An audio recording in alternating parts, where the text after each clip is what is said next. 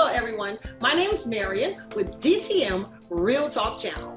It's the channel that you can tune into, have the ability to listen to the thoughts of others about topics all over the world that touch every one of our lives. Everybody goes through basically the same thing. There is nothing new under the sun. So if you're going through, someone else has already been there. Maybe you can find hope. Maybe it's a pathway that can set you on the right road just by tuning in. So DTM Real Talk, just keeping it real. And if you like it, like us at the bottom, subscribe, and let us know just how we helped you. Just keeping it real. Nothing but love.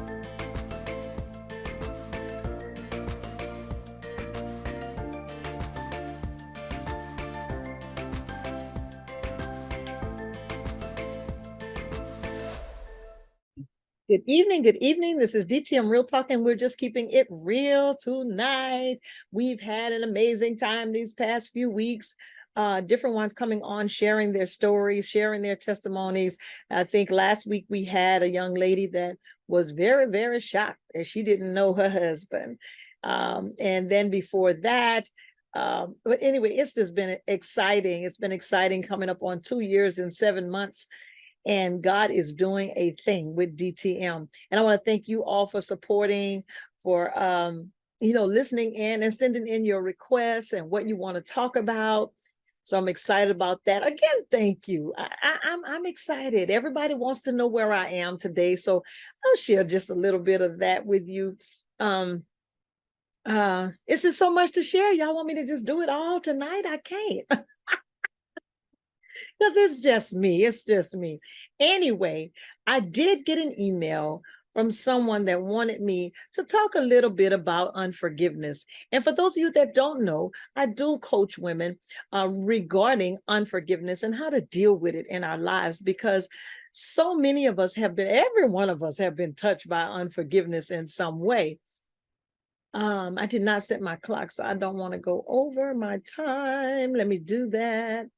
See, when I'm not talking, I can pay attention to this clock, but I'm talking, so I have to set the clock. There we go. Okay. But I hope you guys are doing well tonight. There we go. So I was asked to share a little bit about unforgiveness, and the best way for me to do that is to share it as it happened in my own life. And a lot of times we don't recognize unforgiveness. Unforgiveness is you not being able to release an individual of a charge, or maybe we've all been touched by it. There's no doubt. There's no doubt. We've all been touched by unforgiveness, and undealt with unforgiveness turns into a type of bondage. It is a form of bondage. It paralyzes. What does paralysis do? It stops you in your tracks. So there's unforgiveness. It turns into bondage, and then eventually into bitterness. And so there you have it. You're really jacked up. Now, Marian, why would you call me jacked up? Because there are some things that we do because of that. If it stays too long, it definitely turns into bitterness. Think with me. Has somebody betrayed you? Who is that individual that lied on you? Who is that individual that made you feel less than? Who is that individual? Y'all don't have to tell me, just think about it with me. Who is that individual that rejected you, that responded to you in the way that you least expected, causing you pain? Think about that. Causing you pain. And you never really shared it. You just kept it inside. And it turned into something. It turned into a bondage. It turned into something really bad. And you didn't even know you didn't forgive them for doing that, or making you feel that way, or saying that to you, or treating you a certain way. And it comes out in different forms, in different ways. And it may not come out then, but it may come out later. And I'll share something with you guys. I am the only girl of 4 brothers. And my dad was a servant out of this world. My mother, I miss him so much. Y'all, I be struggling, missing them people. I'd be struggling. I'm just keeping it real today. My mother's been gone now since 2019, so that's what, coming up on 4 years. And dad's been gone about 18 years, about 18 years. And it just feels like yesterday. It really, really does feel like yesterday. But anyhow, I miss them. Now, by me being the only girl, my dad actually taught my brothers to do everything a woman could do except have a baby. And that's what he used to say. He said, you're going to know everything. You're going to know how to do everything a woman can do except have a baby. He taught all my brothers how to cook. All my brothers can clean. All my brothers can do anything we do as women. And as for me, he taught me basically what he felt, to do everything a man could do, except whatever a man can do. In other words, he taught me how to change a tire in the car, how to change oil, how to lay sheetrock, how to build, how to change the locks and different things that normally a man would do. My father taught it to me, and he said he wanted me to be independent because if I didn't do it, nobody would do it for me. Now, that was good as a child and a young woman coming up because I didn't have to depend on anyone to do it for me. However, it turned into something else. And I'm going to share with you what it turned into. But anyway, and then he also, and I think now that I'm older and I understand, he was protecting me when he would tell me not to do certain things.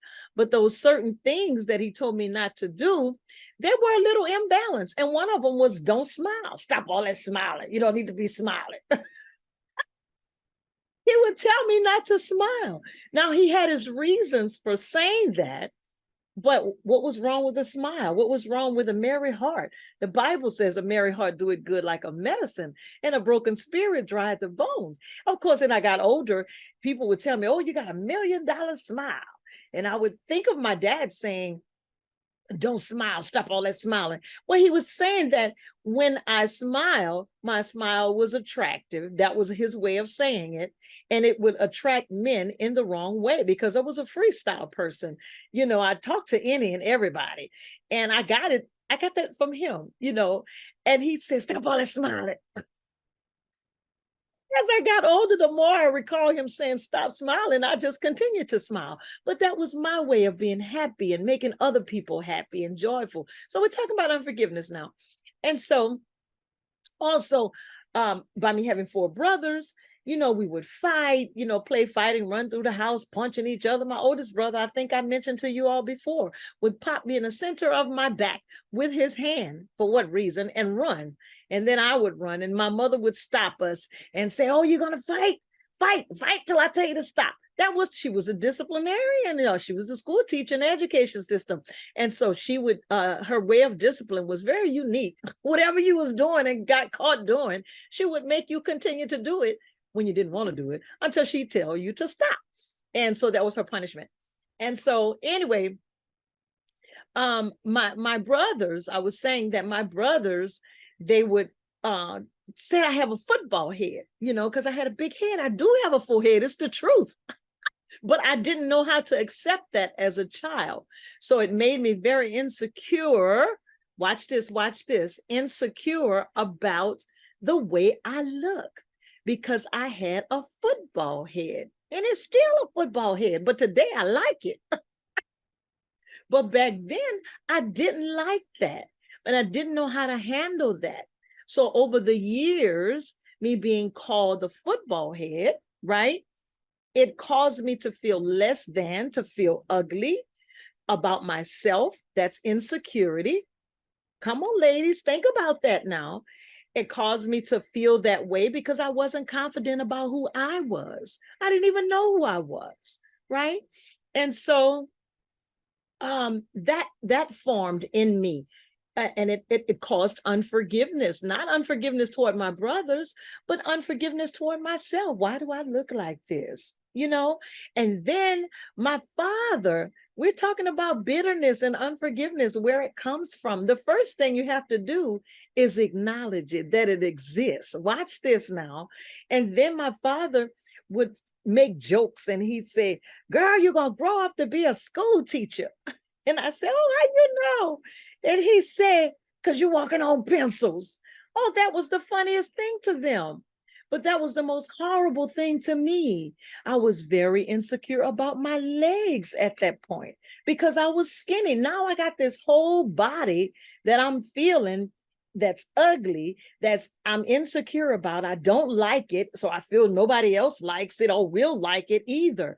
So here you have a form of insecurity because I have a football head, and a form of insecurity because my legs are skinny, and I was the fastest track runner ever, except against Faye Watkins in the back of Harvard. But anyway, yeah. So those are two things that I'm sharing with you for a reason, and how they existed throughout my life, but I wasn't aware of it.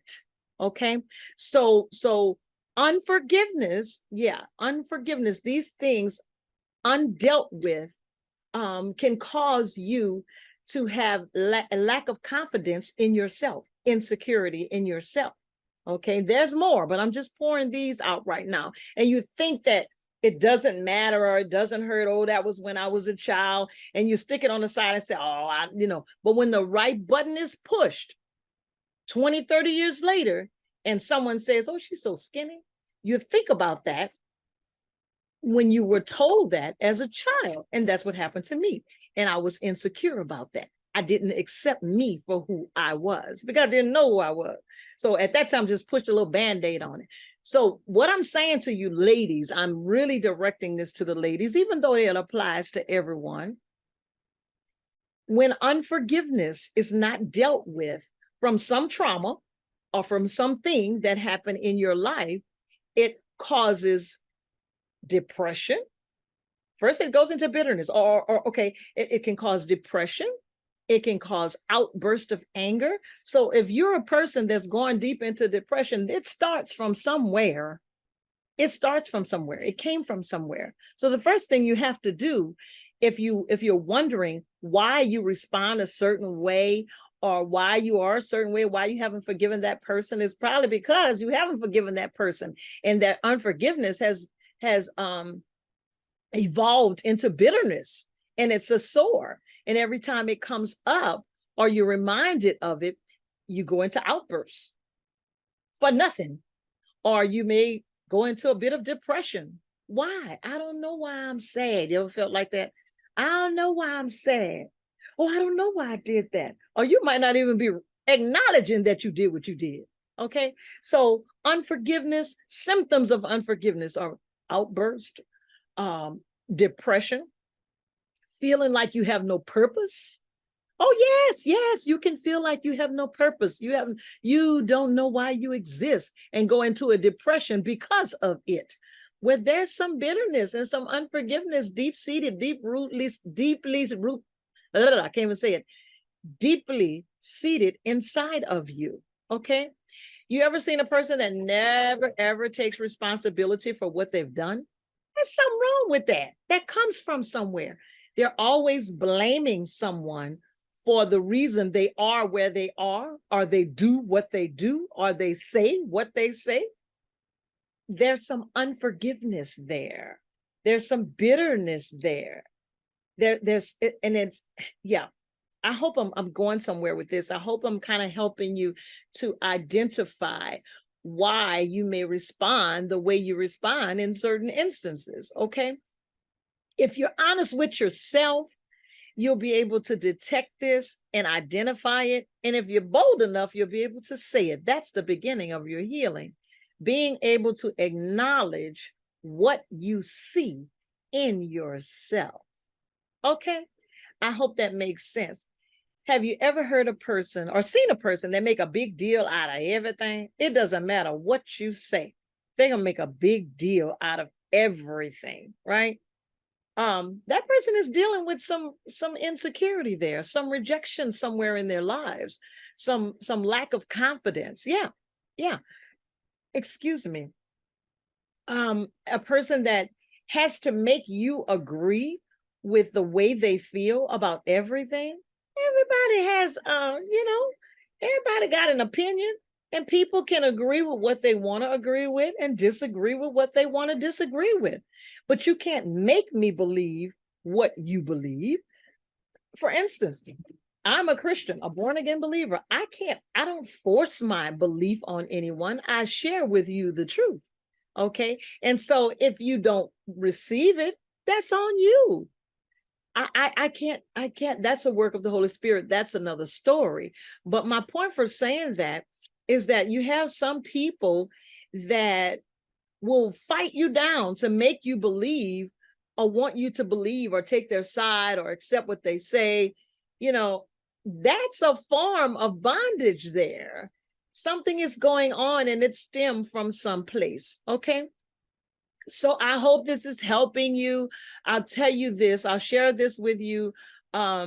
Those feelings of insecurity that I had as a child regarding that, it brought me to a place in my life. I tell you this is the real truth, nothing but the F, nothing but the F. My dad, he says, he always wanted me to wear dresses, right?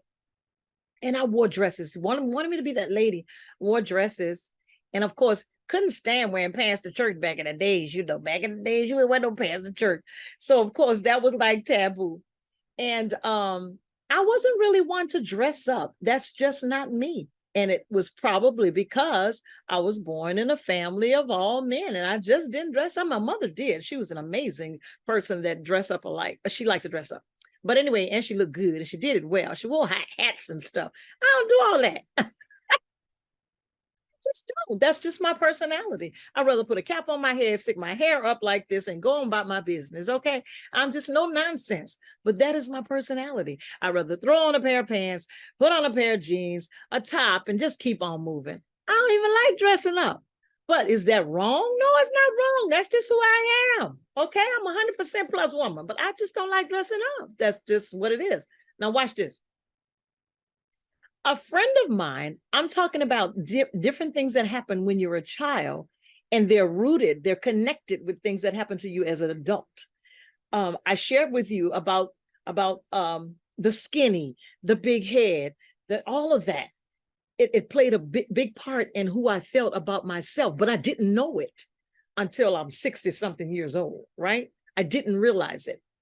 I was coming, a friend of mine said to me, girl, I got something for you. So she said, come and pick it up. So I went to go pick it up and it was, oh my God, some beautiful clothes, nice, really, really nice things. And I got them and oh, I can receive now. I don't have any problem receiving anything from anybody. You know, I had to learn that the hard way too, because I wouldn't take anything from anybody. It was a portion of my pride, not wanting to receive, not knowing how. And now I do today with balance, of course. And so anyway, she gave me these clothes. I call her my angel. She's my very dear friend, by the way. And so I got dressed this particular Sunday. This was about this last year. Watch this. This is just last year. And I was looking good to myself. I was in the mirror and I looked good to myself. And so I got dressed and went to church. And when I opened the door, my brother said, oh, girl, you look good. No, he just went on in church and went on about his business. But when he said that, he said, you look good. You're dressed to kill, something like that. Well, my brothers used to me dressing in pants and going about my business. He never said to me, hey, you're looking good. And do you know, the moment he said that, there was a freedom that came over me. And I immediately thought about when I was a child. My thoughts immediately went to when I was a child, which defined the reason why I was so carefree about not dressing up. I was still in a state of bondage. I'm just keeping it real today. I didn't know it. I was still in a state of bondage, not forgiving myself, forgiving my father for telling me, I didn't even know I had anything against him for that reason, right? For telling me not to dress up. I don't want you to dress up. Put that dress on, make it long, you know, don't smile. That was his way of protecting me because he didn't want men to look at me, I guess. I don't know. And so I didn't know that this little seed was inside of me of feeling insecure about dressing up. I didn't want to dress up. I didn't like to dress up. I didn't know why. Well, that was why. But my mind immediately went back to that. I mean, I raised 5 boys. We never had time to dress up. Just come on, let's go. But anyway, I just want to tell you that that was a sense of freedom for me.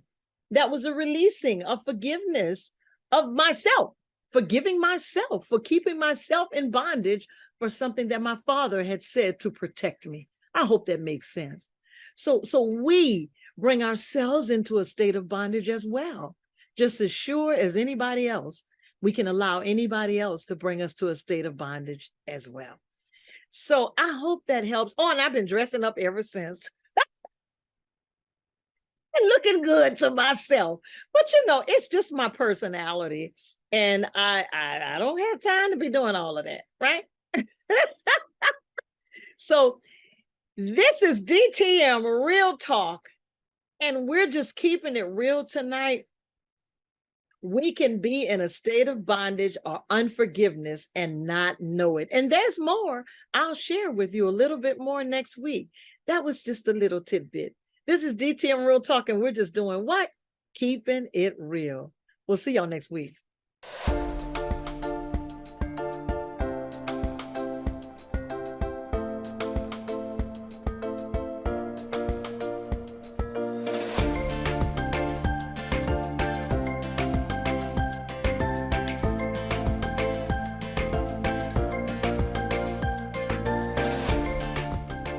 Thanks for watching DTM Real Talk. Be sure to join us for more conversation. And oh yeah, don't forget to hit that like button, share, and subscribe while you're there.